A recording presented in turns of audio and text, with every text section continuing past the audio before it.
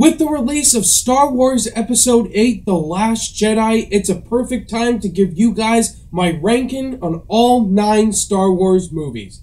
Let's begin.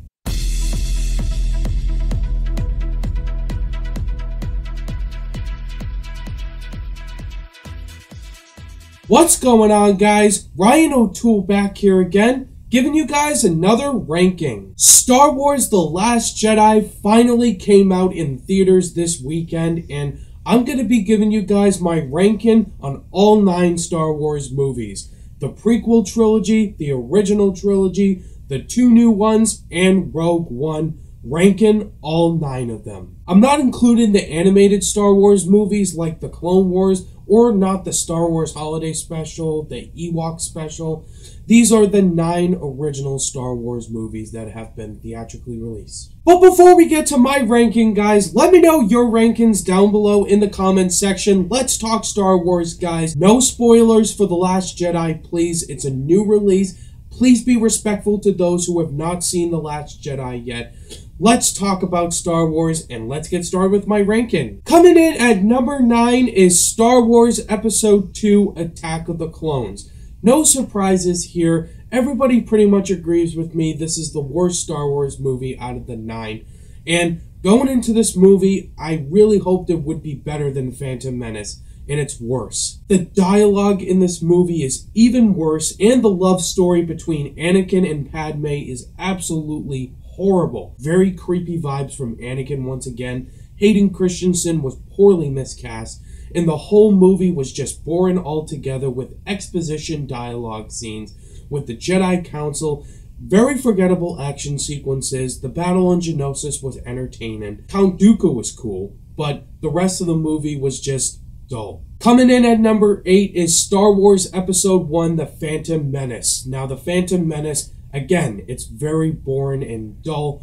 It is fine at points, but the whole movie, all in all, is just not that rewatchable. Yes, the action is cool, the visuals looked okay, but the characters in this movie were really dull. Padme Amidala, especially Jar Jar Binks. Mr. Jar Jar Binks! Qui-Gon Jinn and Obi-Wan Kenobi I liked, and Darth Maul too was really cool. But once again, we get to the Jedi Council stuff, and the dialogue is just like, ugh. Coming in at number 7 is Star Wars Episode 3, Revenge of the Sith, the watchable prequel and the best film in the prequel trilogy. I like the way this movie set up Anakin's turn to the dark side. It was really cool and well written. The final battle between Anakin and Obi-Wan was really well choreographed and entertaining. But the movie did suffer the same dialogue issues as before. Hayden Christensen had a slight improvement acting-wise. It's not great, it's just okay. And it really had a satisfying ending with the Emperor execute Order 66. So yeah, Revenge of the Sith is obviously the best prequel. Coming in at number 6 is Star Wars Episode 6, Return of the Jedi. This could be a controversial place in. This is the worst film in the original trilogy, but it's a good movie. Return of the Jedi had all the nostalgia. The Battle of Endor was one of the greatest Star Wars battles by far. The characters give a great satisfying conclusion. Luke, Vader, and the Emperor, a very badass scene in the final moments of Luke and Vader's final words. Return of the Jedi had some great nostalgic lines, and it really is a great, charming ending to this trilogy we all love. Top 5, here we go. Coming in at number 5, you guys will probably disagree with this, but it is my list. It is Rogue One, A Star Wars Story. After rewatching Rogue One a few nights ago, I honestly think this is a great movie. It did everything that it needed to do, which was set up a new hope. Yeah, I can honestly forgive the characterization, and the movie didn't really need to set up these characters fully, as we only had one story to tell with them. Felicity Jones I thought was great as Jyn Erso. Diego Luna, K2SO was one of the best droids, very hilarious.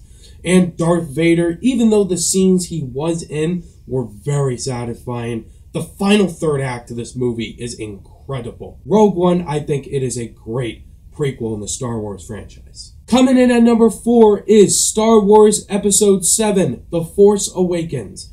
The Force Awakens, everybody calls the biggest New Hope ripoff, a New Hope 2.0. I don't think it's that at all. It has a great story to tell with great characters.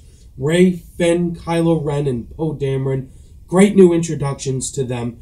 It brought Star Wars back to life. This is one of the greatest experiences I've had in the movie theaters. It's really entertaining with a great story, and J.J. Abrams' direction was really well satisfying. The action's great, and it is a fun movie. Coming in at number 3, this was very difficult, but it's going to be Star Wars Episode 4, A New Hope, the movie that started it all. New Hope, 1977. This movie's fantastic. Very nostalgic and very inspiring. Seeing all these characters come to life. Luke Skywalker, Darth Vader, the greatest movie villain, Han Solo, Princess Leia, Chewbacca, R2-D2, C-3PO, flying the galaxy of Star Wars far, far away. This movie's very nostalgic, some of the greatest action sequences and visual effects ever put to film. Practically, it's amazing, and A New Hope, I don't even have to say much else about it. Very surprising, guys, the top 2. My number 2 is Star Wars Episode 8, The Last Jedi. I saw this movie for the second time today, and I'm gonna stand with my opinion. I think this is a great movie. This movie is definitely gonna take more than one watch to fully understand it, and The Last Jedi really makes you think, and Rian Johnson directs the shit out of The Last Jedi. The story here is absolutely mesmerizing. The performances in here are top-notch, especially Mark Hamill back as Luke. Mark Hamill, this is his best performance to date. He's so great in this film. Carrie Fisher, her best performance to date as Princess Leia. And it was her last movie, which was very sad. Daisy Ridley, John Boyega, Oscar Isaac, and Adam Driver all improve in The Last Jedi. And the film just really has groundbreaking action sequences. The story went in completely different directions, it took a lot of risks, and it's because of Rian Johnson. And I can't wait for his new sequel trilogy. Guys, are there really any surprises? I mean, obviously, The Empire Strikes Back is still my favorite Star Wars movie. My favorite movie of all time. Nothing is going to top The Empire Strikes Back. As great as The Last Jedi was, Empire Strikes Back is just a classic from start to finish. It's a perfect movie that does everything a sequel should do, more darker, with a better story, and characters that go in completely different directions. The set pieces in this movie are very memorable. Hoth, Dagobah, and Bespin, very iconic scenes for sure. I Am Your Father scene is already classic, and the way this movie ends is definitely a cliffhanger, but it's a perfect cliffhanger. Empire Strikes Back, nothing else needs to be said. This is the greatest movie ever made, in my opinion. And there you have it, guys. That is my ranking on all 9 Star Wars movies. Again, we're going to have different opinions for sure. Let me know your rankings down below in the comments section. I want to hear what your lists are. If you want to hear my spoiler-free thoughts on Star Wars The Last Jedi, that is now on my channel right now if you want to check it out. I'm going to be doing a spoiler-filled review with Jay Vaders in the next coming days on my channel, so look out for that. And I also just did a Star Wars ranking with my good friend Cody Curtis on his channel. Even though I did the same list, it's good to interact with other people's lists. So definitely go check it out on his channel to hear our different lists. Thank you guys as always for watching this ranking, and if you guys liked it, give it a thumbs up, and be sure to subscribe today for more content. All my social media links are in the description down below. Click that notification bell on your way out, and I'll see you guys in the next video. Bye!